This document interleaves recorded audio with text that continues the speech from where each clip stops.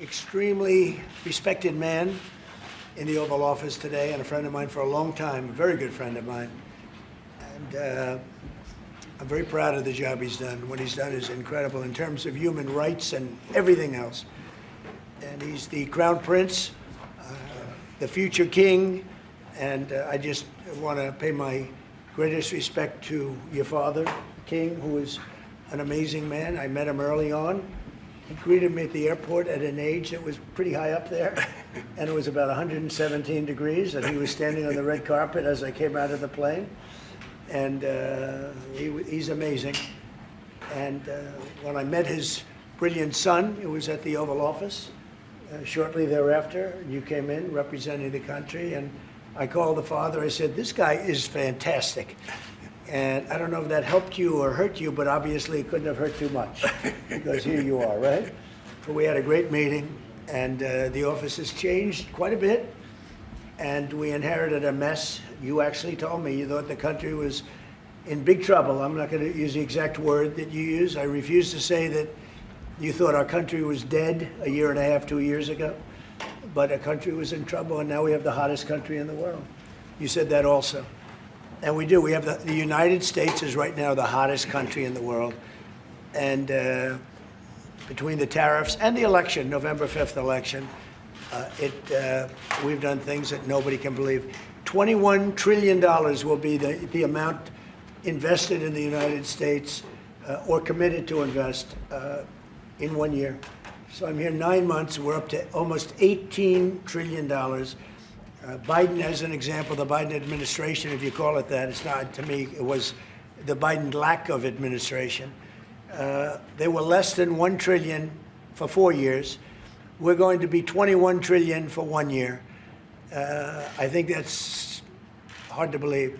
The biggest in history was a certain country, $3 trillion. We're going to be $21 trillion.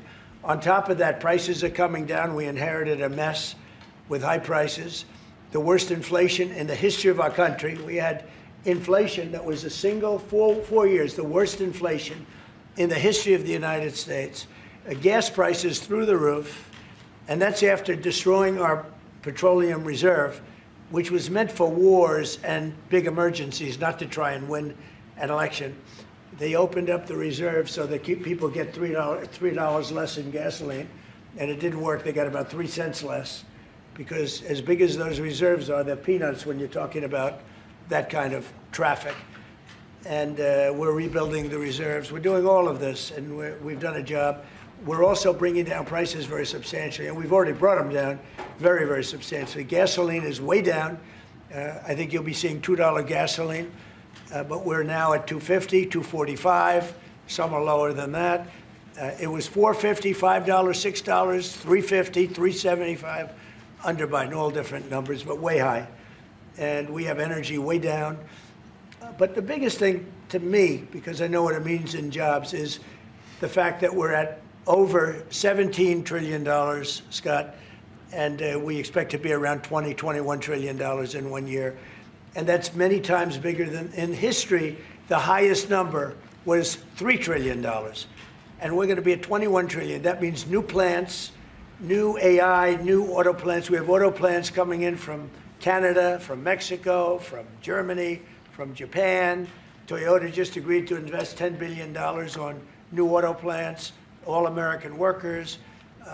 We've never been in a position like this. You can go back to the beginning.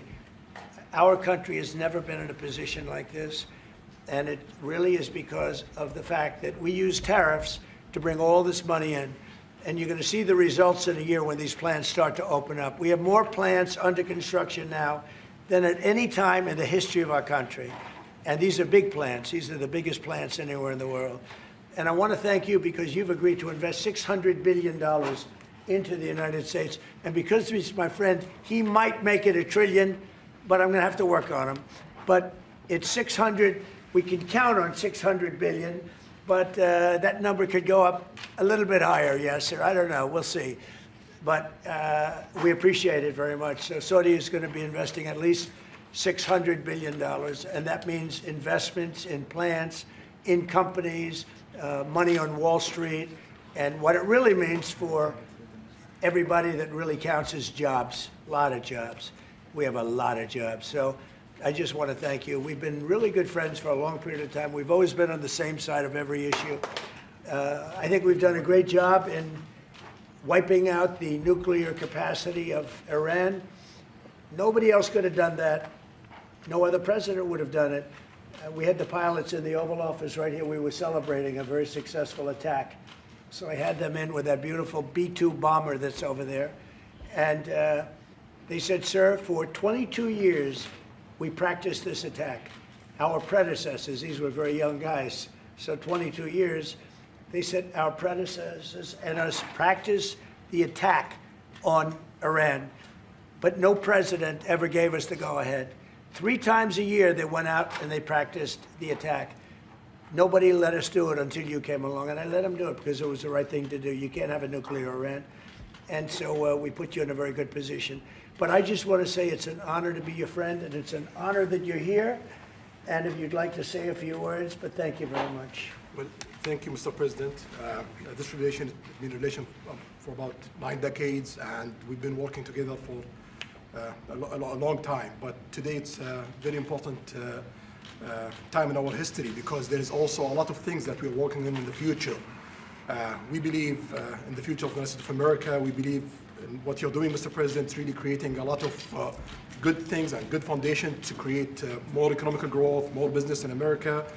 And it will also your work for the world peace. I believe, Mr. President, today and tomorrow we're going to announce that we are going to increase that $600 billion to almost $1 trillion of investment, real investment and real opportunity by details in many areas. And the agreement that we are signing today in many areas in technology, in AI, in rare earth materials, magnet, etc., that will create a lot of investment opportunities. So you are doing that now. You're saying to me now that the $600 billion will be $1 trillion. Definitely, because what we are signing, it will facilitate that, and we I like will that build very on much. it. Go ahead. You worked hard. No, that's great. I appreciate that. That's great. We're doing numbers that nobody's ever done. And in all fairness, if you didn't see potential in the U.S., you wouldn't be doing that. Definitely. You don't want to lose money. As you said, Mr. President, it's the most hottest country in the planet. But what you're creating is not about opportunity today. It's about also long-term opportunity in the United States of America that will affect American economy positively in the next coming decades, preparing the right foundation of emerging technologies. That's a game changer for America in a good way, and we want to be part of it. Yeah, we're doing really well. And this, you don't see what we're doing so much because we have, although the construction industry sees it. If you look at Caterpillar, who's been incredible, the tractors, everything else, the numbers that we're doing in construction are unbelievable. Some of the plants that we're building, AI, and they're building their own electric with the plant. I gave them the right to build their own electric with the plant because no country, frankly, will have this.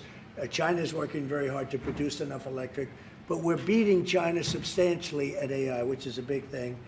And we had a great meeting 2 weeks ago with President Xi, but on AI, we're doing well. And I have a man, David Rommel. Yes, sir. David, could you say a few words about what you're seeing on the job front and all of the, some of the assets, and also how we've been helped by the Saudis in terms of the kind of investment they've made, please. Yeah, most certainly. Thank you for the opportunity.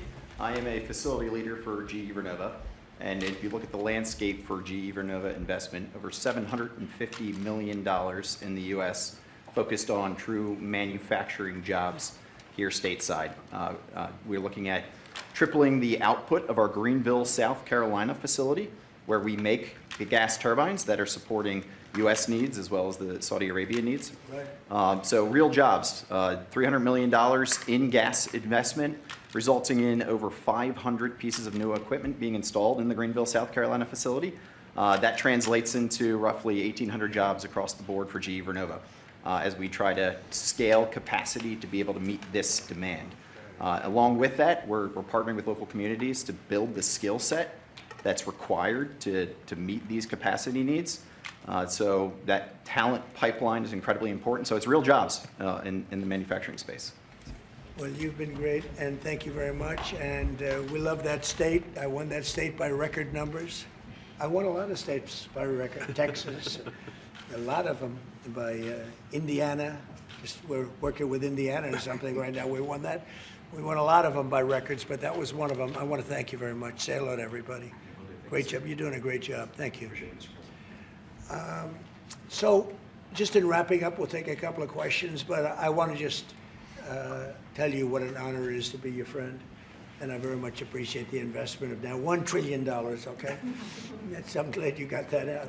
I didn't want to be the one to tell them, but that's great news. We keep increasing, Mr. President. I know. Each time the opportunities are just increasing more and more. Well, the opportunities, right? You know, we're doing better. Even if you look back 6 months ago, I mean, all of a sudden you feel even better. So, and I think we're only going to go in one way. Does anybody have any questions? Mr. President, have you approved the export licenses for advanced chips to Saudi Arabia? The export licenses? We are working on that. We're negotiating that right now. Marco, do you want to talk about that, or Scott? Okay, well, I mean, that's part of, we may have announcements on that later today, but that's what we've been working on is the mechanics by which something like that could be achieved, and it's part of the broader process, part of this broader engagement and cooperation between our two countries. Certain levels of chips. Yeah. And for the Crown Prince, Your Royal Highness, you're talking about $1 trillion of investment. Could the kingdom continue to do that with oil prices in the mid-60s? We are not creating a fake opportunities to, please America, please President Trump. It's real opportunities. For example, when you ask about the AI and the chips, Saudi Arabia have a huge demand of, a huge need of computing power, and we're going to spend in the short term around $50 billion by consuming those semiconductors for our needs in Saudi Arabia. And with the agreement that we're going to have with South America, that will allow us to focus that consuming power in the short term by $50 billion from the South America, and long term with hundreds of billions of dollars in the long term. So there's a lot of real opportunities that fit to our need in Saudi Arabia and fit to our investment strategy. Mr. President, is it appropriate, Mr. President, for your family to be doing business in Saudi Arabia while you're president? Is that a conflict of interest? And Your Royal Highness, the U.S. intelligence concluded that you orchestrated the brutal murder of a journalist. 9/11 families are furious that you are here in the Oval Office. Why should Americans trust you? And the same to you, Mr. President. Now, who are you with? I'm with ABC News, sir. You're with who? ABC News, sir. Fake news, ABC fake news, one of the But the worst, question is one of the legitimate, worst sir. in the business. But I'll answer your question. Thank you. I have nothing to do with the family business. I have left, and when I've devoted 100% of my energy. What my family does is fine. They do business all over. They've done very little with Saudi Arabia, actually. I'm sure they could do a lot. And anything they've done has been very good. That's what we've done. We've built a tremendous business for a long time. I've been very successful. I decided to leave that success behind and make America very successful. And I've made America more successful by far than it ever was, and that it ever could have been, no matter who was president. There would be nobody bringing in $21 trillion, that I can tell you right now. As far as this gentleman is concerned, he's done a phenomenal job. You're mentioning somebody that was extremely controversial. A lot of people didn't like that gentleman that you're talking about. Whether you like him or didn't like him, things happen. But he knew nothing about it, and we can leave it at that. You don't have to embarrass our guest by asking a question like that. Okay, since you asked, Mr. President, please, go ahead. you allow me to answer. I feel painful about the families of 9/11 in America, but we have to focus on reality. Reality based on CIA documents and based on a lot of documents that Osama bin Laden, he used Saudi people in that event for one main purpose, is to destroy this relation, to destroy the American-Saudi relation. That's the purpose of 9/11. So whoever buying that means they are helping Osama bin Laden's purpose of destroying this relation. He knows that strong relation between America and Saudi Arabia, it's bad for extremism, it's bad for terrorism. And we have to approve him wrong and to build our relation, to continue developing our relation. It's critical in the safety of the world. It's critical against extremism and terrorism. About the journalists, it's really painful to hear, anyone that been losing his life for, no real purpose or not in a legal way, and it's been painful for us in Saudi Arabia. We've did all the right steps of investigation, etc., in Saudi Arabia, and we've improved our system to be sure that nothing happened like that, and it's painful and it's a huge mistake, and we are doing our best that this doesn't happen again. Mr. President, Mr. President. this side, Mr. Thank President. you, Mr. President. The Crown Prince has been instrumental in helping lifting the sanctions on Syria. Will there be any joint investment between the U.S. and Syria? And will you visit Damascus? Are you from Syria? No, but Where are you from? I'm from Palestine. Oh, you're making a lot of progress, huh? Very good. Well, they like me. The Palestinians like me.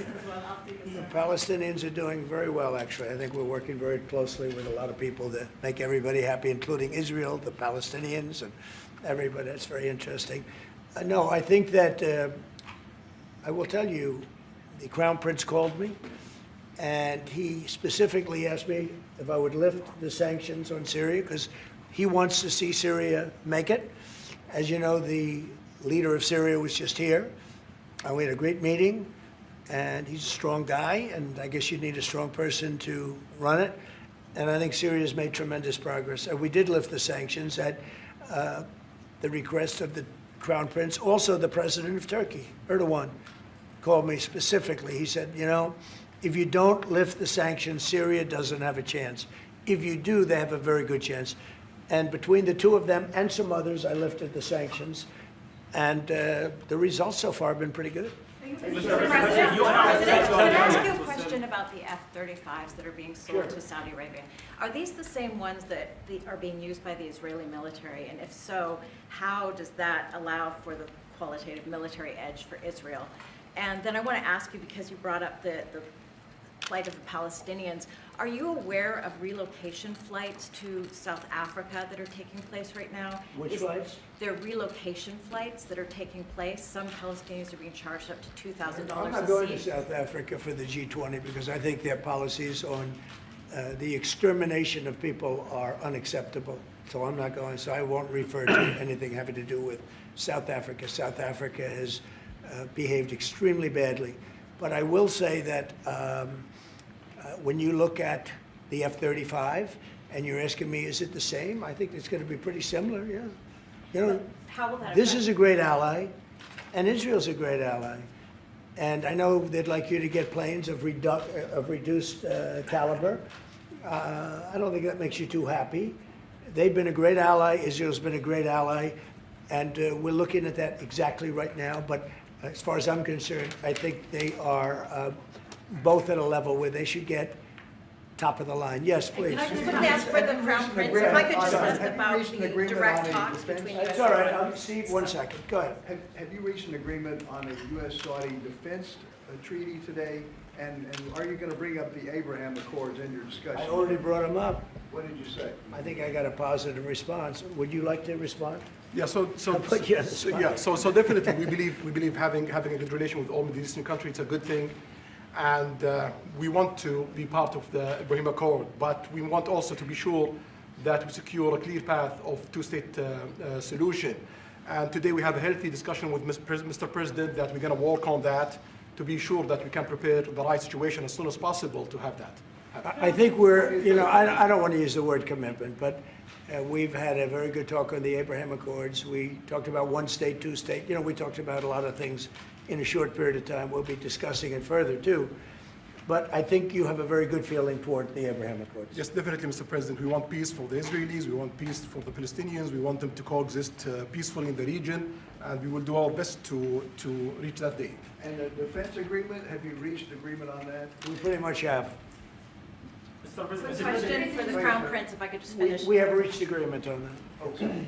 I wanted to ask you about the direct talks between the United States and Iran. Have you been fully briefed on that, and are you concerned at all about how this might impact Saudi security interests? Well, we are close ally. We'll be working closely together on that issue, and we will do our best to help to reach a deal between the United States of America and Iran. And we believe it's good for Iran's future to have a good deal that will satisfies the region and the world and the rest of America. So we will do our best to see that day happen. And by the way, Iran does want to make a deal. I can say I think they very badly want to make a deal. I am totally open to it, and we're talking to them, and we start a process. But it would be a nice thing to have a deal with Iran, and we could have done it before the war, but that didn't work out. And something will happen there, I think. But they would very much like, I mean, they may say something else, but they would very much like to have a deal. Mr. President, you announced that you are going to sell 35 F-35 jets. You are planning, you said you are planning to sell the F-35 jets to Saudi Arabia. Yeah. Is it part of the security agreement? And how you assess the defense partnership between Saudi Arabia and the United States? And the question for the Well, no, I just said it, though. I mean, we're gonna sell them F-35s. That's the end of the question, I guess. Is it part of the security agreement or no? No, we're gonna have a deal. They're gonna purchase F-35s. They're buying them from Lockheed, and it's a great plane. We make, by the way, the best military equipment. You saw that during the Iran little skirmish. We make the best planes, the best missiles. We make the best offensive missiles. We make the best military equipment in the world. Nice.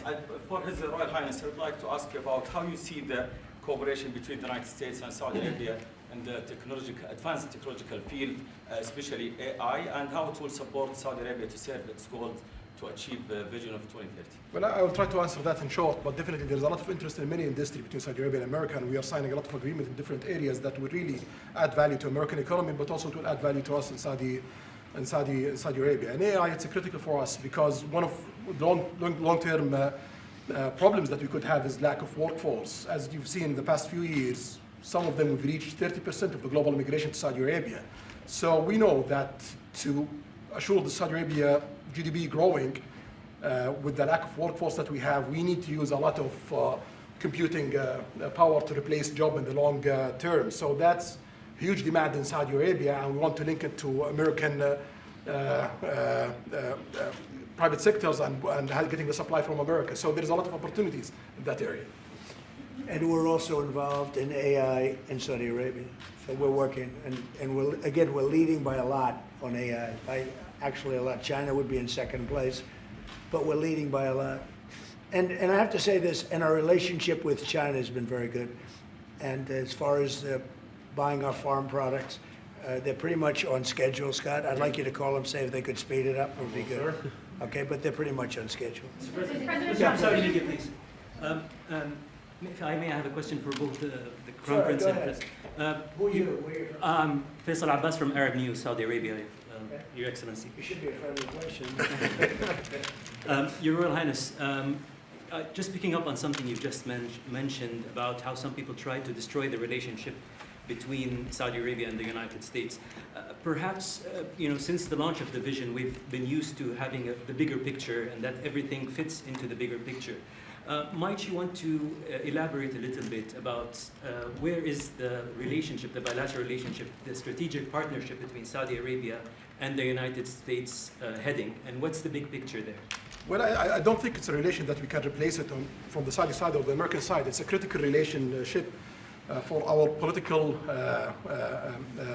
attempt, for our economical attempt, for our security, for our military, for many things. And it has been there for 9 decades, and the opportunities that we have today, it's huge, and it seems that it's going to get deeper in the next few decades. And what we are having today and tomorrow with President Trump, it's really a huge new chapter on this relation that will add value to both of us.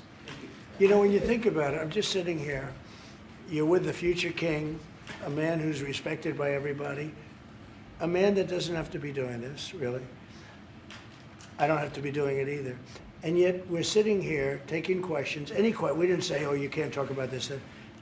And there's never been transparency like this, even in his country, but there's never been, in our country, that's been acknowledged. But we didn't put restrictions, and I'm saying it's sort of wonderful to be taking questions from all over the world. Everybody's here. This is just a small group representative of tremendous numbers of media that are outside, that are very jealous that these people were so selected. But they're representing a lot of people that are outside. I think it's terrific that we could be sitting here being this open, and, I think it's really a wonderful thing. If you don't mind, I have a personal question for you, Mr. Okay, here we Mr. go. President. So apart from everything you mentioned in your opening remarks, you forgot to mention that you've de-escalated 7 wars since you started. At least in our part of the world, you are seen as a peacemaker. And adding that to all the executive orders and everything else you've mentioned, I really have to wonder, in your speech in Saudi Arabia, I was there, You said that His Royal Highness does not sleep at night thinking how he does things better. We wonder in Saudi Arabia, how do you manage your own time, and what's your formula for He management? does not sleep much, and I don't sleep much. I think we have the same schedule. We're thinking about our countries. And if you sleep a lot and you're president, we just had one that slept more than any president. He broke every record. He sleeps all the time, during the day, during the night, on the beach. The only guy could fall asleep on the beach with the press watching. No, he's not a sleeper. I'm not a sleeper. We don't. We talk at night. We can talk. I can call him almost any time. He goes, hi, how you doing? It's like at craziest times.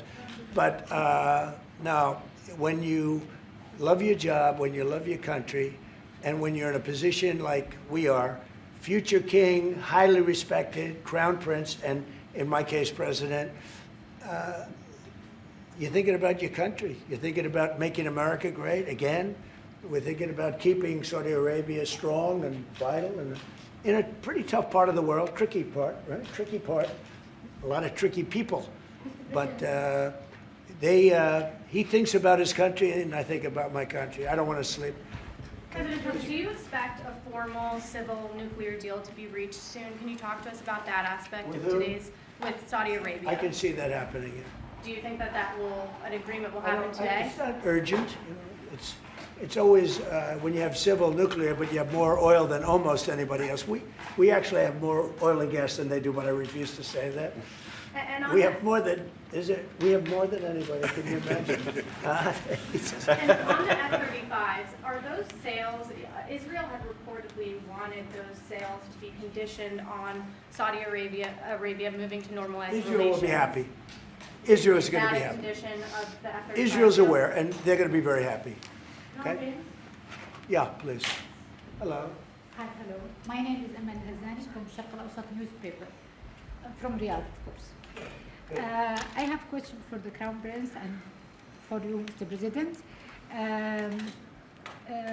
Crown Prince of Saudi Arabia, how much you expected from developing the cooperation with the United States in the field of new energy, AI, supply chain? How much you expected from that? No limit. We just continue pushing forward. There's no limit. So we just push forward for all the opportunities that we have. You have to understand, this is really a great ally. Just the fact that they're now doing, I came in here at 6, I did not know that. I was pushing for the 1 trillion, but he didn't tell me that. Now he told me. This is a great ally of ours. You know, when you invest $1 trillion, that's national security for us too, because it creates jobs, it creates a lot of things. And I would say, Scott, right, when you hear one country is putting $1 trillion into the United States, that creates national security. And, you know, I think that they don't have to say that, but I think a big part of that is also the fact that tariffs are in play. But even beyond tariffs, that's a real ally that will do that. Creates a lot of power for the United States. We are also in Saudi Arabia very happy because this much of Saudi money is functioned here, and of course it's come back for us for benefits. So it's complementary interest. So this is the I think what's different the friends and ally do. Well, look, I love the country of Saudi Arabia. I know the people very well. The level of treatment that we go when we go to Saudi Arabia is something that is incredible. And the people like us, and I think they really like America, especially when I'm president. I mean, I don't think they liked America so much maybe for 4 years recently. I think Obama treated Saudi Arabia very, very badly, as you know. And I think Biden didn't have any idea where the hell he was. So I don't think Biden knew the difference. How would you describe the future relationship with Saudi Arabia? I mean, from the strategic aspects. How would you describe that? Say the relationship is with? Yeah, the of economic. I would say politics top of and the line. leadership. It's as good as it can. I don't think it can get much better. We have a country that trusts us, and that's why they make that investment. If they didn't trust us, they couldn't make that investment. And we trust them. They've been very reliable. Now I rebuilt our military in my first term. and we spent trillions of dollars, and we gave away some of it in Afghanistan stupidly because we had stupid people running our country. But we gave away, but that's, as much as it was, it's a tiny fraction of what we put here. And we're bringing our military to a new level, the highest level ever. We have those plants are going out. And again, it's all American jobs and everything, so it's good for a lot of reasons. But as far as Saudi is concerned, no, I don't think our relationship could be better. I don't think they had a great relationship under Biden, and I don't think they had a great relationship under Obama. But they have a great relationship under Trump. When we did the Presidential Walk of Fame, you saw that, right? And we're walking, and I asked the Crown Prince, so outside of Trump, because I blow everyone away, who was the best president for Saudi Arabia? And you could, maybe, it's an interesting answer, I don't know.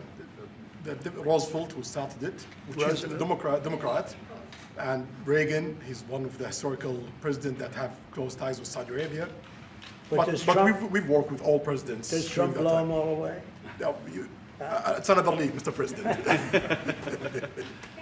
Mr. President, and Trump doesn't give a fist pump. I grabbed that hand. I don't give a hell where that hand's been. I grabbed that hand. Remember Biden? He travels for 20 hours, gets out, and he gives a fist bump. No. When you get out of the plane and you got the future king and the man who's one of the most respected people in the world, you shake his hand. You don't give him a fist bump, right?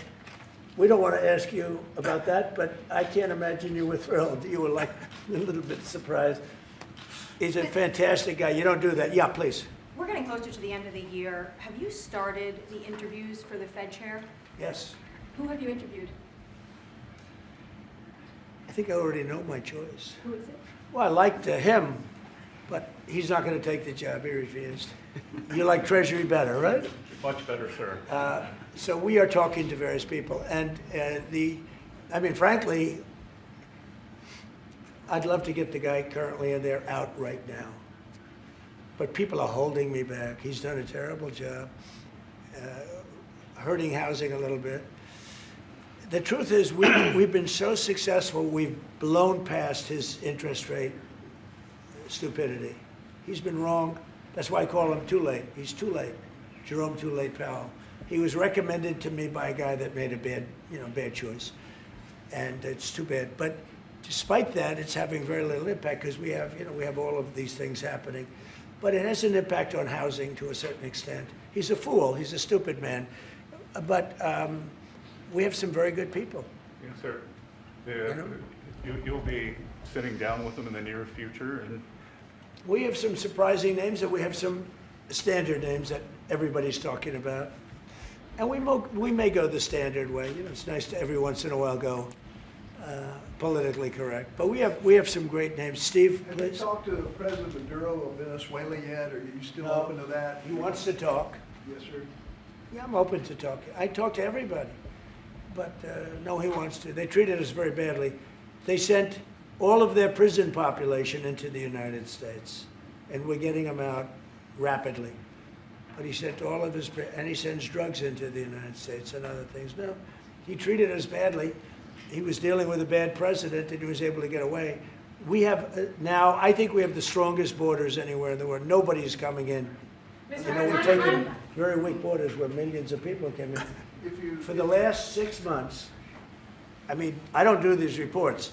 They say 0 people have been able to come in. Is that pretty good? Mr. President, why wait for Congress to release the Epstein files? Why not just do it now? It's not the question that I mind, it's your attitude. I think you are a terrible reporter. It's the way you ask these questions. You start off with a man who's highly respected, asking him a horrible, insubordinate, and just a terrible question. And you could even ask that same exact question nicely. You're all psyched up. Somebody psychs you over at ABC. They're going to psych it.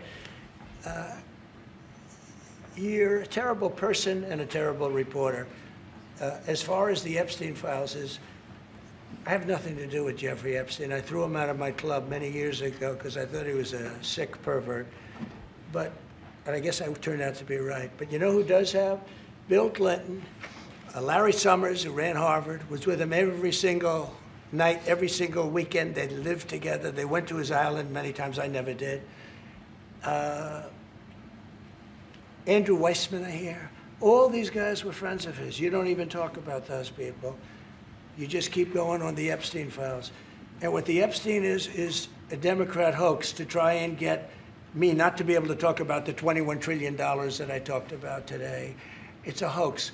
Now, I just got a little report, and I put it in my pocket, of all the money that he's given to Democrats. He gave me none, zero, no money to me, but he gave money to Democrats. And people are wise to your hoax, and ABC's, your company, your crappy company is one of the perpetrators. And I'll tell you something, So why not just sign it now? I think the Why not just license do it now? should be taken away from ABC because your news is so fake and it's so wrong.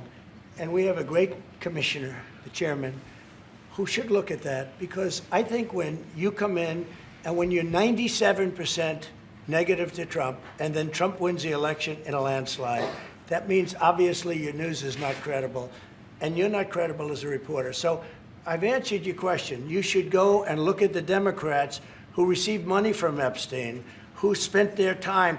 Larry Summers was with him all the time. That creep, the fund guy, was with him all the time. What's his name? Reid Hoffman. Who? Reid Hoffman. I don't know Reid Hoffman, but I know he spends a lot of money on the radical left. Reid Hoffman, in my opinion, should be under investigation. He's a sleazebag. And those are the people, but they don't get any press, they don't get any news, and you're not after the radical left because you're a radical left network. But I think the way you ask a question with the anger and the meanness is terrible. You ought to go back and learn how to be a reporter. No more questions from you. Who else has a question? Prince, very quickly, I want to ask you, how much money is Saudi Arabia giving for Gaza reconstruction?